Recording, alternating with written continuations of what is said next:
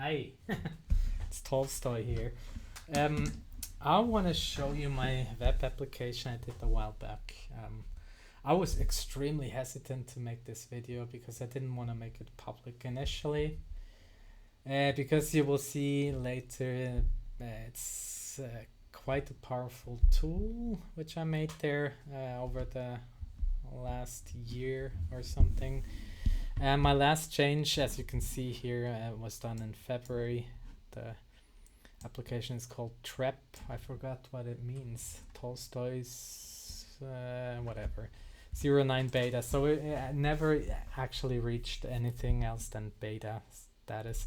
I don't use that one anymore that often, especially not for most applications, which I will show you.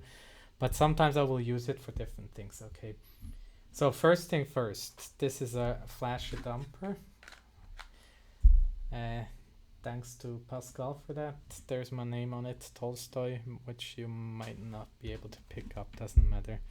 So what I do first with this is legally acquire the ROM that's in here. So I choose Game Boy Backup ROM, go to the desktop and call it Tetris World Revision 1.gb. And it has been downloaded. That's where I start. Because we need the GB file here, we click on this and we choose the GB file, and what it does magic. So don't let yourself be intimidated by the whole UI here. I will go through everything and what you can do with it.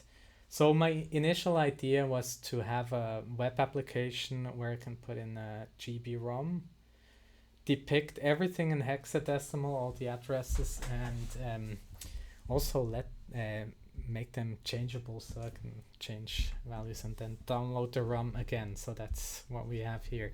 That's this part here. So the game headed part. Ignore everything else. We go through everything.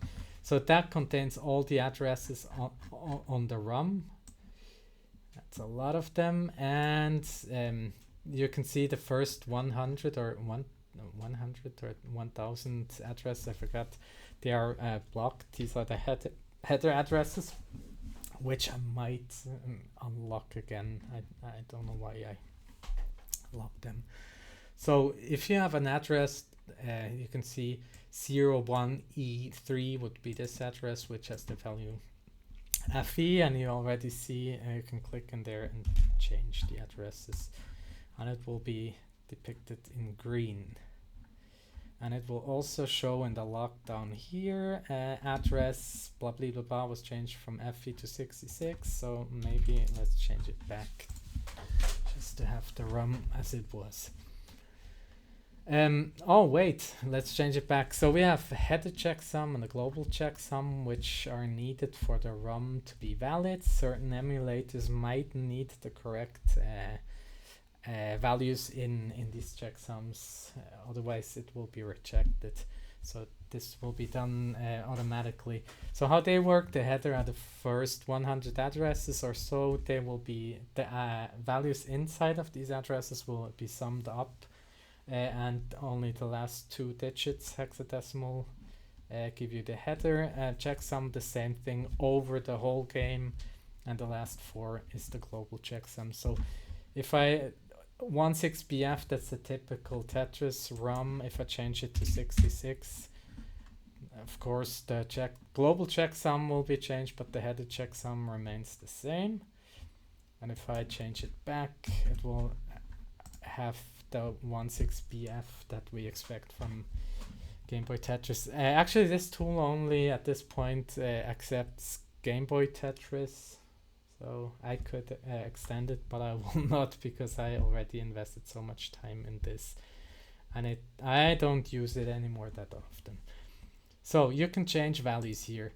So if you search for an address, so next part up here is the jump to address 64A2, so hexadecimal, and then it will immediately scroll down to the address and highlight it quickly. That's this address, and then you can change it if you want. 110E. Okay, it works. That's cool. Once you're done, you can give it a name, or you can give the name actually before that, Tolstress. We just put that in, but we don't save that yet because you can save it. Okay, let's go to this one where you search for certain sequences. Let's say we search for 9806. 98,06. Search code. Oh, it found it at different addresses. So let's check this. We found it here, we found it here, and we found it here, for example. So we can change them. Every time you click on one of them, they will be highlighted in green, so you know you already checked the address. So skip 0 means look exactly for this 9806. If you want to have 98 something else 06, you put a skip 1 in there. There's no sequence that had this, no sequence with, oh, with skip 4 it had one. Interesting. 9806 and 4 other values. So why I wanted this option to have a skip in there is because in in the 2-player mode, sometimes there's written Mario and Luigi, and I couldn't find these values, and I didn't know why. And then later I found out it's M, so it's the word Mario, M something else, A something else, R something else, I something else, O. So Mario was not consecutive but had skips in between, so I gave the opportunity to skip addresses to unknown things. So that's super helpful actually. Game Genie code, that was the thing. I wanted to also give a Game Genie code and then apply it. So how Game Genie codes work, okay, I'll show you. There's the Game Genie code 145F2E C4E. I gave it the opportunity to put it in different versions. For example, I think you don't even need the dashes, but I leave it in anyways. And then you can write it in capital letters or stuff. What this Game Genie code does, it goes to address 15F2, changes the value 09 to a 14. So it has to have 09 in there in order to exchange it. The reason why that was because games could be bigger than these 4 addresses, and then they would be shown to the Game Boy in, yeah, that's maybe a bit complicated, but it's called ROM bank switching. You present different parts of the code to the Game Boy, and different parts could have the same addresses. So you only want to exchange the addresses where the value was 09, because it could be at different places. It will only exchange it then. In our cases, Tetris, the addresses are this small enough to be in one ROM bank. So we actually don't need this check here, but sometimes it's good. Okay, let's apply it. It will go to the address and change it to a 14, and you can also see in the log that it did that. Now we do the same thing again, 145F2E C4E, and you already know that the old value was not 09 anymore, so this Game Genie code must be invalid, and it tells you that.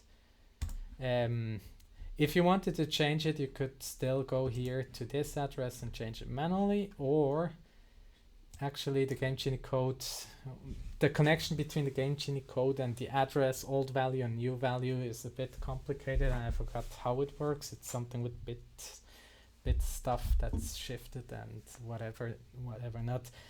But if you leave away the last 3 digits, the check value here is eliminated, and you could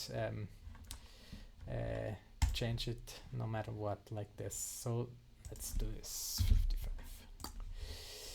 and 145 F2E, apply, Let's change to 14. Okay, so far so good. We have everything shown here, so we can download a Toltris version here, and it's been downloaded. Open up an emulator and put it inside the emulator, and you can't see a difference because the Game Genie code we applied doesn't show anything yet. That's remarkable. So let's go to this right part. So that's in 3 sections, and I will go through them all. So first section is Game Genie code. So there's a huge list I compiled of Game Genie codes you could apply. That's the uncapped score done by Kiryava a while back, where people wanted to have the option after max out to revert back to 0. And that's this code. If you click it, it will be put in here, and then you can apply it. If you think that's too much work, okay, you can turn on this and then just click on the Game Genie code, and it will skip this part where it's put in there, so it's automatically put in there, so no rockets and stuff. So let's see what we have. We have some very useful Game Genie codes and some stupid codes. Please don't misuse this tool, please. I'm begging you. I'm giving you a lot of responsibility here. Some are very stupid, like you could make only L pieces spawn and only spawn in certain orientations, which is very weird. Okay, let's do this. Now only L pieces in the east orientation will spawn, which is super weird. And then there are some better ones, like unlock levels L and M and K also, then you apply all of them. If you see a plus, then it means you have to apply all of them. Oh, we can change the DAS. Oh my gosh.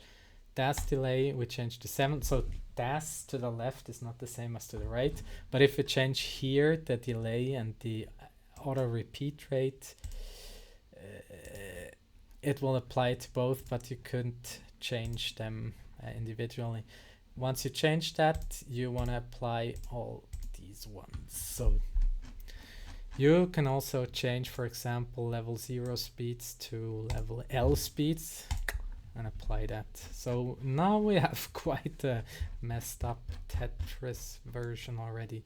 So next section, BG maps. That's background maps. So how the graphics work on Game Boy in general. All graphics that are shown are made up of 8 by 8 pixel tiles, they're called. And these are just combined to give you either a background, objects which are sprites on top of the background, or you could have a window layer, which in Game Boy Tetris is not actually a thing. The window layer is if, for example, you have a side scroller like Mario, and on top you want to depict like the your numbers of lives and score and stuff. If you scroll, it will remain at the same window. But that's not of interest for us. So we're looking at the background at this point. So background maps are actually, you will see. So first thing, you have a background here that's been loaded. And then on the right side, you have all the tiles that are available for you to use in this background tile set and the background map. So how this works, you see these are all tiles, and if you hover a tile, it will blink on the right side to show you which tile is affected. You could also make this Tetris actually more beautiful, which is probably not gonna be more beautiful, but yeah, like Blacktris. Yeah, let's change that. The T, where is it? Hey, yo, what's up, yo? Oh, that looks weird. Oh, now it looks like a kissing mouth. Okay, you can save or discard your changes. You can also show the addresses instead of the images. I don't know why you would need that. And you can download it as a bin file, which is actually a file that contains the hexadecimal of the background map, which you might use if you want to work with something more powerful than this tool, like a disassembly or so. Then you can download your change thing and put it in there and use it there. So we want to save that. And we also want to, so why I use this tool a lot now is, for example, the A-type playfield. So I'm too big here. Sometimes I want to show in documents certain things. So we draw here beautiful. Wait, let's make a double well. And let's put in a T-piece there. So you can see how a double well can be useful. Oh, let's cheat a bit. Let's say we have a max out score. We also were on level 20 on lines 999. Oh, wait. I think the last one should be empty. So that looks more convincing. Oh my gosh, sometimes you need to really click in the middle and not the border in order to select these.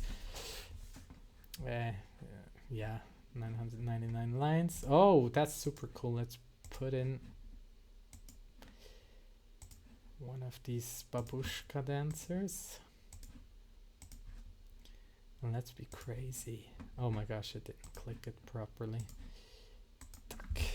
Oh my gosh, let's save that. That's so beautiful. If you open it again, of course, if you saved it, it will still show. So you can download it as bin. In this example, not really useful. Some background maps are bigger, some are smaller. For example, the Mario, the name, as I already said, is small one, but you see there's a different tile set loaded in. So at different points in the game, different tile sets are loaded. These are the tiles you can use. That's that. So you can also change the tiles themselves. These are all the tiles that are in the game at different addresses and are loaded in the tile set at different points during the game. So I hope I said that correctly. You can depict these tiles, the 4 shades that the Game Boy provides, differently, but that will not have any effect on the game whatsoever. That's just for your depiction. These are depictions from different consoles, like the Dot Matrix Game Boy, the MGB, whatever. That's a different Game Boy Pocket, I think. And that's Game Boy Color if you press it in different combinations, but we want regular ones. So you can click on the tile and you can make it bigger or smaller to make it easier to change it. Wow, that's nice. So there are 2 types of tiles. The ones that only have 2 shades, that's 1 bit per pixel. 1 bit meaning only a 0 or a 1 is possible. 0 is the brighter one and the 1 is the darker one. Probably, maybe I said the wrong way around. Anyways, the numbers and letters, of course, they are only in black and white. So to save space, they made them 1 BPP, and then you can only change it black or white and not the in between shades. So if you're confused there, that's the reason why. So let's change the L block here, for example. Let's make it a bit nicer. Oh my god, that's not what I wanted. Oh no, I'm so bad at this. Let's change it something to like NES style. Oh my gosh, it's changed. So you can change single tiles, but you can also change tile groups, and I have them in here in these drop downs. Let's say the numbers, then they're highlighted, so fancy. And load the whole tile group, and you can edit over all of these and see them in relation. You can also hide or show tile borders to see where the tile starts and where it ends. So we discard that. So that's not very interesting in this case, but here we can see something cool. Like, let's say we want to show the J piece. Now, if we edit, we have 4 times the same tile. So if we change something in one tile, the other tiles will immediately be affected, right? See? I love it. I absolutely love it. That was sarcastic. Save it. Yeah. What else do we have? Flute player. Okay, 2 states of the flute player. We could change that. Yeah. Save. Let's go down here. Maybe we have more interesting things like the Buran Energia shuttle. It's not the space shuttle. Very important. It's the Russian improved version thereof. You can recognize it on these parts here. We can change that one however we like. Sheesh. Okay, save it. That was a minor change and an uninteresting one at that. So more interesting, the big rocket based on the Soyuz. Now let's see what happens. We have 4 tiles here that look very similar. So rockets are not in the background. In the background, they are on the layer on top. Background is always in that perfect grid, 8 by 8 grid. So everything is perfectly aligned. The rockets, the animation is rather smooth. So we know when something moves smoothly, it has to be in the object layer, which is on top of the background layer. And the object layer has OAM, that's an attribute memory where you can say you want to flip, for example, a tile, and that you cannot do on the background app. And here, actually, if we change this one, you will see what's happening. Oh my god, that changes too, that too, that too, and these 2 are flipped versions of these. That's super cool. So everything on the Soyuz is actually once normally and once flipped. Let's save that ugly rocket. Okay, that's that. If you want to download the tile set for the use in a disassembly, you can do it, and I will download it as a PNG image. And of course, this one will show it weirdly blurry, but actually these would be pixel perfect in any program. So, well, we changed a lot. So let's change something else, which is the copyright screen.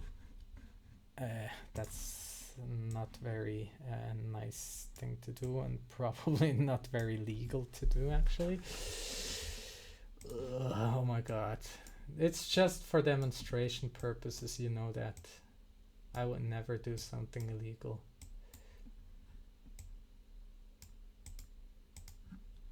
That's so beautiful.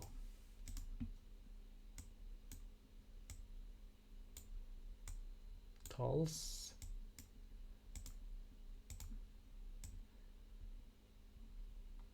Oh, let's do it like this, and then we carve out the middle. Carve out the middle. Must be faster than if I did it.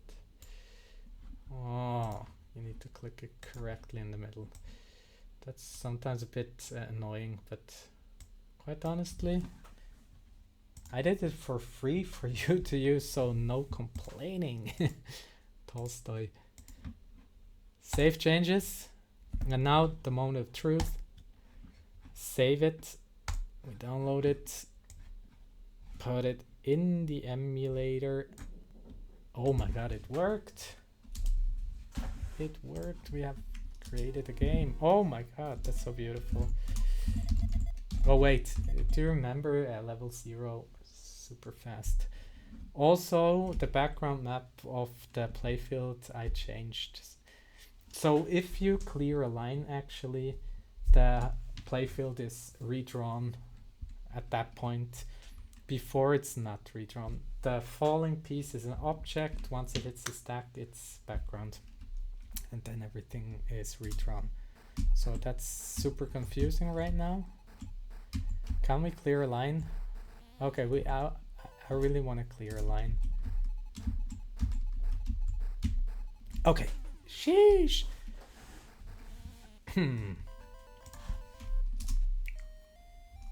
Okay, that's that. So let's try to put that on the Game Boy actually. So let's, oh wait. Let's make that bigger. Ta-da! Take a rewritable card. And let's start that up. Here we go. Game Boy and right ROM. That might take a while. It's in downloads actually.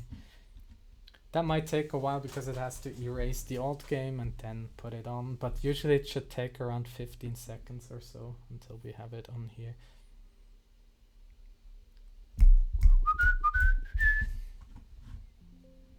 And it was successful. Okie doke, let's close, disconnect and close. Let's put that in our beautiful Game Boy. And reuse the USB-C cable from the flasher dumper on the interceptor, and let's try to connect the GB interceptor. Oh my gosh, that worked. Okay, let's see.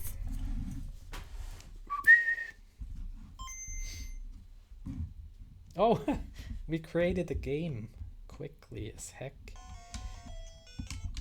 Okay, let's see if I can play that actually. I already maxed out. Do you know, once I clear a line,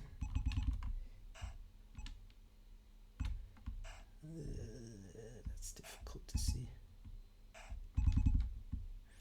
The score and the level will be updated, but you can see the 2 is still there from 20 because that was not updated.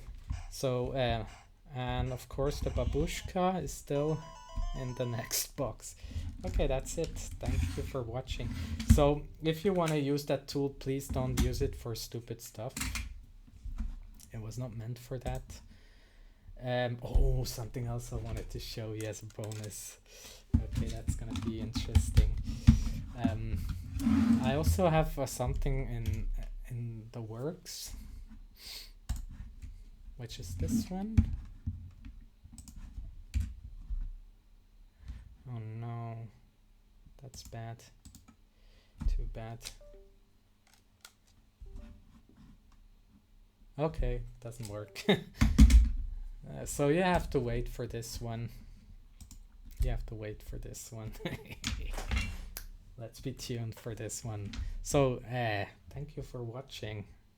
Tolstoy/82.github.io TREP 0.95 beta. Use at your own risk. Don't use illegal ROMs, only legally acquired ROMs. That's my message. So